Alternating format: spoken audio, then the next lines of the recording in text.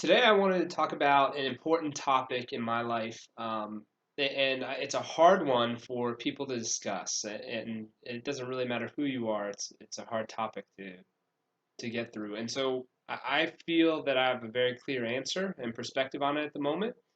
Um, Maybe that'll change in the future, but I'm pretty settled that this is the correct perspective on this, and I want to share it with you guys and at least open it up for discussion, and hopefully this will edify you. But what I want to talk about is God the author of sin? Is he responsible for sin? He can, and I really want to delve into that.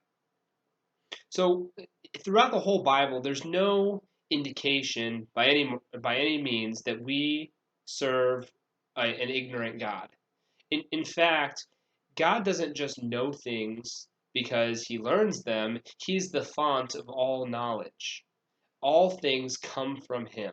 Anything that is a fact is only a fact because he made it a fact. It's not like God's looking down through the corridors of time and learning things about his creation. He made his creation and designed it. The reason we breathe, the reason we exist, the reason we think, the thoughts we have, all find their origin in God. So, just to be extremely clear, and allow me a little time to define this, yes, God is the author of sin, all sin, all sin. Um, so the obvious examples that people usually object with right up front is rape, murder, abuse. Did God intend those and say that that would happen? Was that part of his creation and design? My answer to that is yes. And I don't really see a way around it. And here's why. It, it, it says in Revelation that before there was the foundation of the earth, the Lamb was slain. And what that means is that the cross and Jesus going to die on the cross was not an afterthought.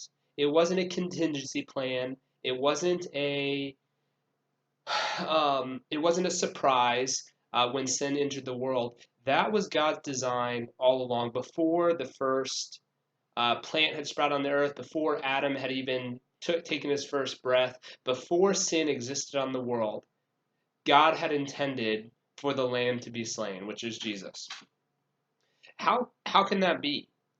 You mean that he knew that the Lamb was going to be slain, and but he had yet to create the world?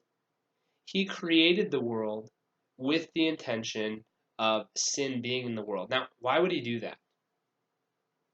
There's a few different answers, and the one that I come with is really just straight from Romans 9. And it's when he's talking about Pharaoh, and he says, I raised you up for this very purpose, that I can display my power, my might, and what does it say? Yeah, that I can display my might and power in you, and that my name might be proclaimed in all the earth.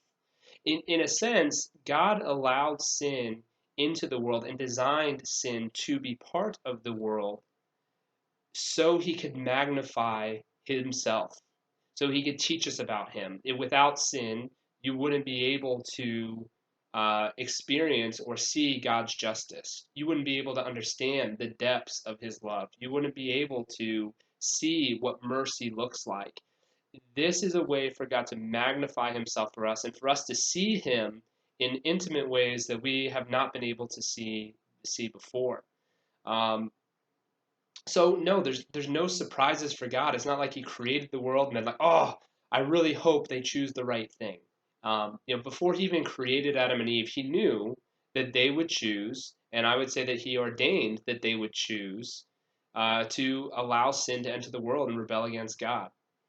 So, and before we get any deeper, because I mean this is really polarizing. This is a tough topic. I want to just jump to Matthew 26. Jesus in the Garden of Gethsemane right before his death, and what does he pray? Um, he says, "Lord, if it's possible, Father, if it's possible, for this cup to pass from me, please do it. Um, but let your will be done, not mine." So, in that moment, what is Jesus saying God's will is? What is God's will in that? What is Jesus referring to? He's referring to God's will for Jesus to go and be mocked, to go and be flogged, to go and be beaten, killed, crucified by sinners. That's God's will at the moment. The Father was pleased. It was his pleasure to crush Jesus, to say it in terms of Isaiah 53. It, God has wills that are, God's will is not in contrast or opposition to sin, but sin is interwoven into his plan. Think about it. In that moment, it was his will to have Jesus crucified, but it's rife with sin. It is a sin to mock the Son of God.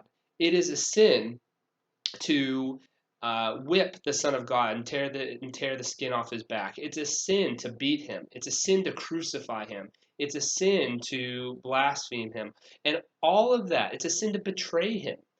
Um, but all of that was foretold by God far before it happened.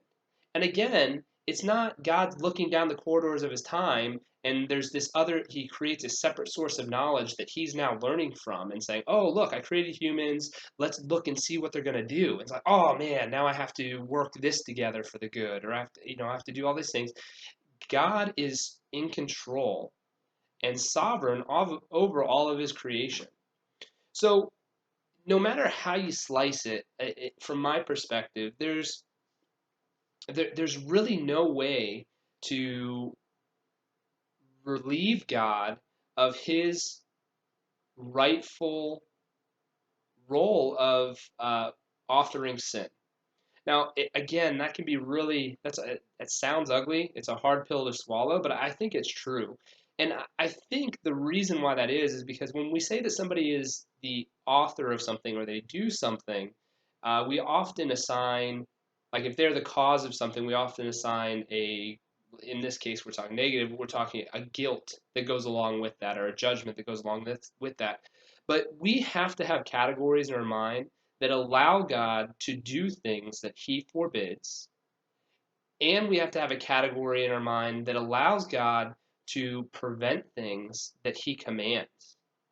And I mean, to jump back to the Pharaoh example, it says that God hardened Pharaoh's heart. And yes, I'm aware Samuel says that Pharaoh hardened his own heart. But again, it's a combination of that. And it's very clear that the apostles, especially Paul, attributes that to God intervening and hardening Pharaoh's heart. And that's not the only example. God opened up pits in the desert and swallowed the camp of the Israelites. He sent snakes. He caused fires. God has a way to execute his justice and to do things that we are not allowed to do. We're not allowed to murder. We're not allowed to kill people. Um, well, we're not allowed to murder. And so, yet God murdered. I'm not afraid to say that. I mean, God murdered the firstborn sons of all of Egypt. Boys, men, not of age. I mean, some of them were babies, right? How can God murder babies? What did they do? And yet, that's what happened. So, and the reason why I'm making this video is for me, it's so important to recognize that evil has a purpose in this world and sin has a purpose in this world. It's not like there's purposeless evil running around. It's God has allowed and created and ordained sin to happen. And, the easy term that people like to use is say, hey, they allow it to happen. And that's true.